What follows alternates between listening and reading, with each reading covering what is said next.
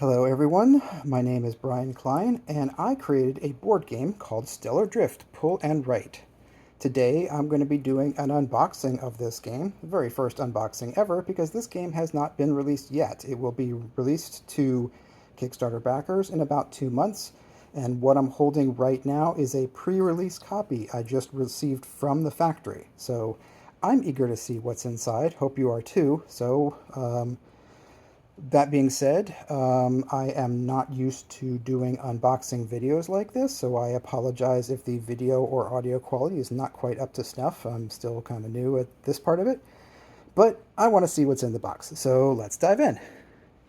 So let's see, we got a cover here, very nice artwork. There's the back of the box. Repair your ship before it's too late. Yeah, your spaceship is in a bad way right now. Caught damaged, caught in the gravity field of an unstable star that's going to explode, and, well, you want to get out of there while you still can. But let's open this up. Try to be careful with it. Yep, there we go.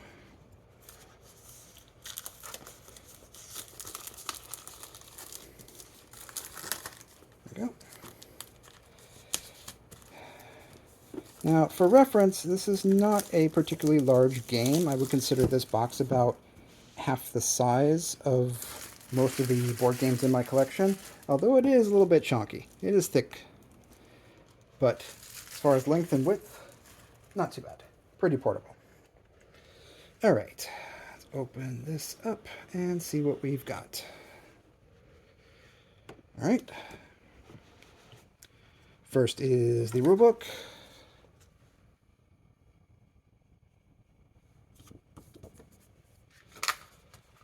First page of the rulebook is the story to the game.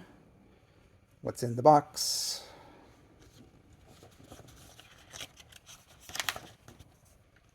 Looks like they did a pretty good job with this. This is the first time I'm seeing the actual finished product, so this is new for me too. Looks like it's all there. Descriptions. Yep. Ability, reference. One thing I should note, or two things I should note, are the wonderful people that helped me with this, considering I have no art skill whatsoever. Illustrator is Nilanjan Malakar. I apologize if I butchered his name. He's a really awesome guy, and to me, he just goes by Sunny, so I've never had to pronounce his real name before, but he does some amazing artwork.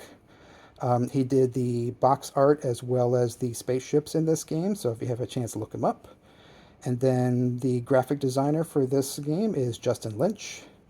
He is a budding game designer as well, but he also runs a graphic design company, and he is amazing at what he does. Okay, rulebook.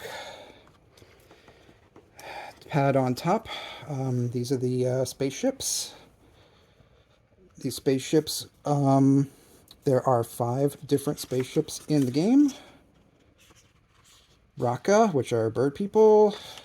Zix, insects. Terrans, well, we know who those are. Marrow, merfolk. And rocks, rhinoceros people. The sheets look really nice. They are not flimsy. This is a decent quality paper. Also notice each spaceship has a number of pips in the top right, which is ostensibly the difficulty. It's kind of, I don't know about arbitrarily assigned, but just kind of playtesting worked out that way. Your mileage may vary on those. Generally, the more dots there are, the harder the ship is. That doesn't mean it scores more or less points, it's just more challenging. But these have 50 sheets, and they are front and back, so you can get 100 plays out of this. Second pad is the tech sheets. Actually, this is the third pad, so they've kind of put them out of order. Well, whatever. So this is the tech sheets. Each round you get a tech. You start the game with a couple. Basically, it's the vertical tracks. As you go up, you get abilities. Bottom left is a round tracker. As you progress through the game, that little checklist helps you keep track of what you've done so far. These again are 50 sheets, front and back, although these are all the same. Looking pretty good. And then this is the second sheet, even though it's the last one in the box, the ship repair tracker. You're going to be paying a lot of attention to this one because as you mark off spaces on your spaceship, these symbols go directly here, and these give you all kinds of various powers. You have your captain skill in the bottom left, which is a unique player power, so you only get one of those at the beginning of the game and you never get more, although which one you get at the beginning of the game varies. So changes up changes up the playthroughs a little bit. What we got here? This is the bag for the game. Yes, Stellar Drift is a pull and write game. Ooh, they made it wide. Cool. I was worried about when they were describing the size for this, it would be too tall, but no, this is wow, that's a huge bag. Look at that. I can fit my hand into it with space to spare. But that's good.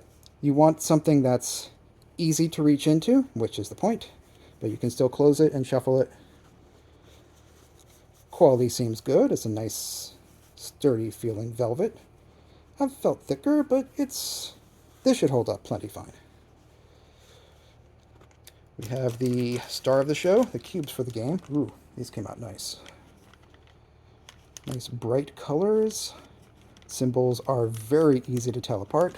Let's see, let's open one of these up and get a closer look, shall we?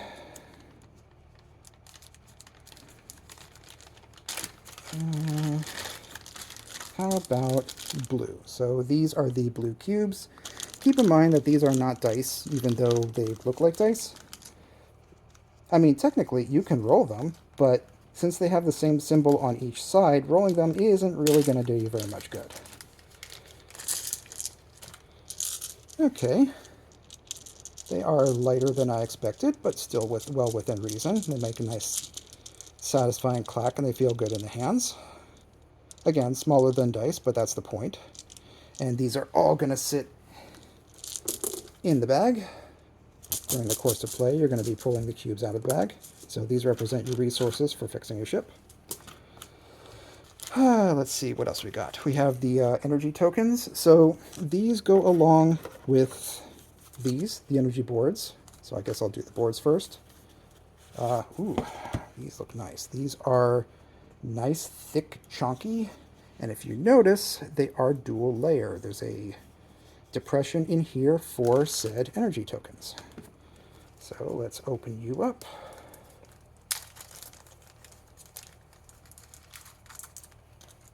Okay, the energy tokens are fairly light, but yeah, they fit perfectly in there. So as you're playing the game and you gain energy, this slides up. As you use energy, it slides down. And in case somebody sneezes, this groove pretty well locks your token in place. This is not going anywhere. Or if you manage to jar it, I've had a few people complain with the prototypes that if you hit it too hard, your token goes flying off and you don't remember how much you have, but it seems like this does well. And then this also comes with a symbol guide. Yeah, I think the factory did a good job with that one. Then we're on to the ready tokens. This is the one place where the factory did not quite do what I wanted, but I think I'm good with the outcome anyway. So during your turn, you have one of these tokens. You have it on the green side. No, excuse me. You have it on the red side while you're taking your turn, repairs in progress. And then because the game is simultaneous, it's helpful to have a way to signal to the other players that your turn is done. So you just flip it over. Say, okay, I'm ready to go on. These are nice and chunky, a little lighter than I expected, but I still like them. A little larger than I expected too, but that's perfect. The only thing I wasn't quite sure about is the color of the plastic here. I was going for more of a gray and it kind of came out green, but you know what? That's okay. I'm okay with that. Overall, it looks great. And then finally, since this is a and write game, what game wouldn't be complete without pencils? And I like the way they did this insert because everything fits perfectly in there. The pencils are nice and protected and won't scratch up anything else there. And then while you can use the plastic bags to put the components away, personally, I think you'd be fine just stuffing everything into the bag. The bag should fit in this depression even when it's full, and then everything goes on top of it, and, well, you're set. Also, keep in mind that if you did get the upgraded game bag for this game, which was available through the Kickstarter, you probably won't use the insert since the upgraded bag is enormous, but at the same time, the upgraded bag can easily fit everything in it except for like the pads. So you would just stick everything in the bag, put the bag in there, and then seat everything on top of it. So that's all the components for this game. Overall, I'm very happy with the way this came out, and I hope you are. I hope if you're watching this that you're interested and want to learn more about the game if you haven't already ordered a copy. All right, well, thank you for listening to me rabble, and hope to see you around the gaming table.